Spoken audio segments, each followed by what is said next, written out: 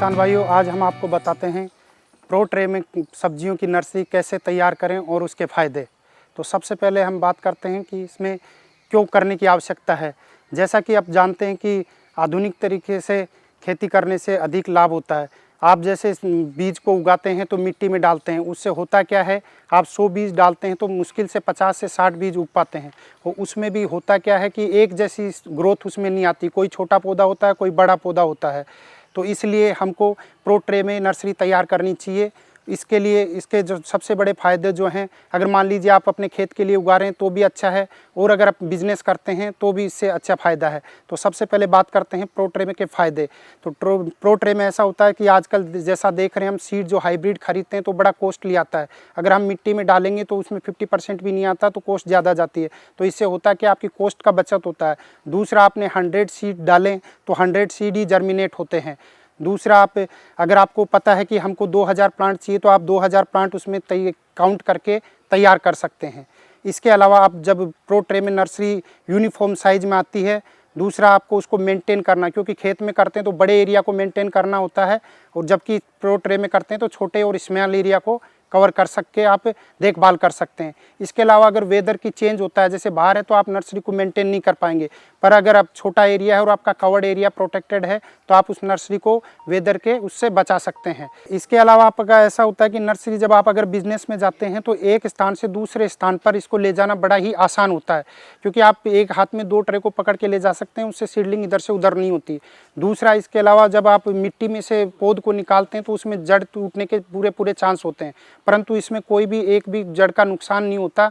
उससे आपका जो बाद में ट्रांसफ़र कराने के बाद जो रूट शॉक लगता है उससे बचाव किया जा सकता है। इसके अलावा आप सीडलिंग को आराम से कहीं भी बेच सकते हैं, या एक्स्ट्रा अपने खेत में लगाने के बाद बचती है तो अपने रिश्तेदार या किसी आस पड़ोस को भी दे सकते हैं।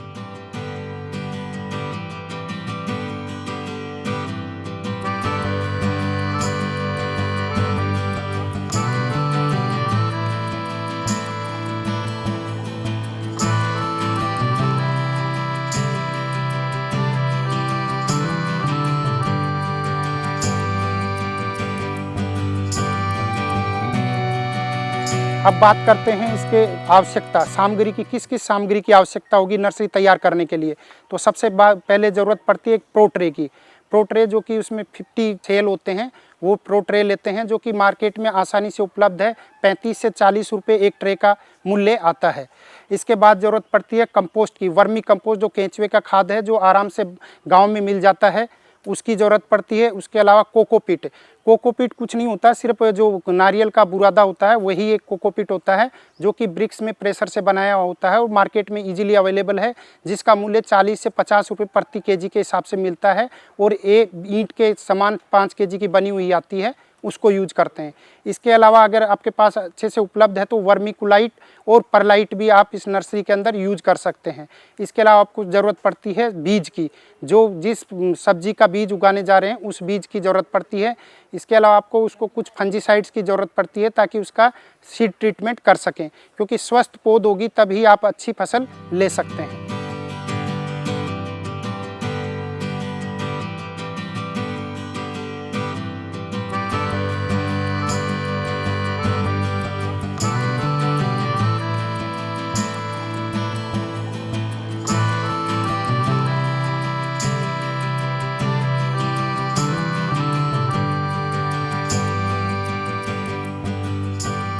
फिर बात करते हैं कि कैसे तैयार करेंगे। ग्रोइंग मीडिया जब प्रो ट्रे का है तो कैसे तैयार करना है। इसके लिए हमको 4 भाग लेना होता है वर्मी कंपोस्ट, 4 भाग लेना होता है कोकोपीट, और 1 भाग वर्मिकुलाइट और 1 भाग परलाइट की यूज करते हैं। तो सबसे पहले जान लें कि जब कोकोपीट यूज करते हैं तो कोकोपीट को यूज करने से पहले आपको 24 घंटे पहले पानी में भिगोना होता है। पानी में भिगोने के लिए आप जो ब्रिक है उसको तोड़ेंगे, तोड़ने के बाद उसको पानी में ड्रम में या किसी जगह में आपके पास है उसको पानी में भिगो देंगे। पानी में भिगोने के बाद 24 घंटे बाद नेक्स्ट डे जब उसको निकालेंगे, बाहर निकालने के बाद थोड़ा सा सुखा देंगे, ताकि पानी का उसका मॉइस्चर कम हो जाए। उसको कम से कम 7 से 8 घंटे सुखाने के बाद आप उसको जैसे मात्रा बताई गई है, 4 भाग कोकोपीट, 4 भाग वर्मी कंपोस्ट, 1 भाग परलाइट, 1 भाग वर्मिकुलाइट, उसको आपस में मिक्स करेंगे। मिक्स करने के टाइम ये ध्यान रखना है उसमें हल्का मॉइस्चर रहना चाहिए, ताकि बीज का जर्मिनेशन अच्छे से हो सके। उसके बाद आपको उस ट्रे के अंदर उस मिक्सर को भर देना होता है।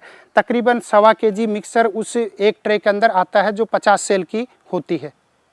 उसके बाद जब आपने ट्रे तैयार कर लिया, उसके बाद एक बीज एक सेल के अंदर, जो एक छिद्र है ट्रे का उसके अंदर एक बीज डालना है और उसके बाद हल्का जो मिक्सचर उसको ऊपर डाल के उसको कवर करके हल्का सा मॉइस्चर जो रोज कैन आता है उससे दे दिया जाता है और उसको किसी प्रोटेक्टेड स्थान या सुरक्षित स्थान है उस पर रख दिया जाता है।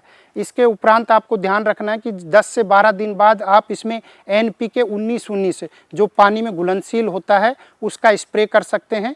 स्प्रे 3 ग्राम प्रति लीटर के हिसाब से स्प्रे करके एक 18 से 20 दिन के ऊपर भी स्प्रे कर दें ताकि उसका आपका सीडलिंग का जो है ग्रोथ अच्छा होगा। और ये सीडलिंग जब हम गर्मी में तैयार करते हैं तो 18 से 20 दिन में तैयार हो जाती है। अगर सर्दी में तैयार करते हैं तो 25 से 30 दिन के अंदर ये सीडलिंग तैयार हो जाती है।